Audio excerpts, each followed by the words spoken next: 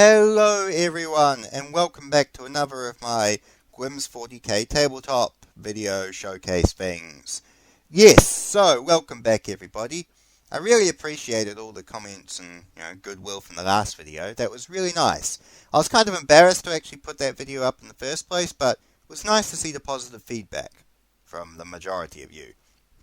With the exception of my brother, who not only posted negative comments about it and talked about how shit a painter I am behind my back, but he also posted the video onto a Discord of, shall we call them, veteran and elite painters and tabletop guys, who proceeded to call me a nigger and all this sort of shit in the world, and send me harassment messages about it. So, brother of mine, please fuck off. You are not welcome or invited here again, and I will actually kick your ass if I see this up on that Discord again. I apologize for airing family laundry. Now, let's get back on to this month's video.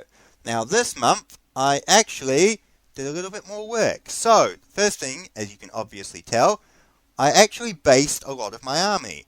I bought a thing of glue, a thing of sand, and some tufts of grass, and actually just based a lot of my army that I already had. And immediately looking at them, you can just see it's a hell of a lot better. Something so simple as actually, basing them. Something that I don't really like doing. Did a lot. The other thing you can see is I actually built some Adeptus Titanicus Titans from my box set that I got. And of course I based them as well using my basing sand. And I must admit, I quite like them. They're pretty good models. I think the Warhound's definitely my favourite kit, and the Reaver's my least favourite. And for the Titans, I actually used Duncan's official painting guide for Legio Artaris, which is what these guys are Titans of. And I picked up that Warlord for $100 from a second-hand seller, which was pretty awesome. Still in the box. It was really nice. So yeah, painted them up as Legio Artaris using Duncan's guide, and painted them all in sub-assemblies, because you really need to for Titans. It's crazy the amount of... First time I've ever done sub-assemblies, actually. I also based my Sisters of Battle.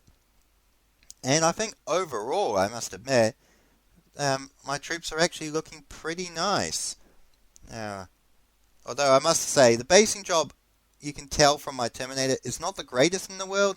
I've always had a problem with basing because I lose a lot of the passion after I painted the model. And to have that same level of energy and passion to actually do a lot of detailed basing really just makes me go bleh. But I think a solution of just sand and a few tufts of grass makes the models look a hell of a lot better. As you can see, just basic PVA glue. I should have got it from a store actually. And Warlord Games basing sand. I also got some Warlord Games Desert Tufts, which is what's on the base. But as I was saying, just the idea of the simple base, jobs actually make the models look definitely a lot better. Something simple that honestly I'm amazed I never thought about before. But hindsight is 2020. Now one thing, the model on the left, I put the tufts of grass on before I did the sand. The model on the right, I did it after. I learnt very quickly that you should probably put the tufts of grass on after you put the PVA glue, because the PVA glue and the sand will kind of make the desert tufts look gross.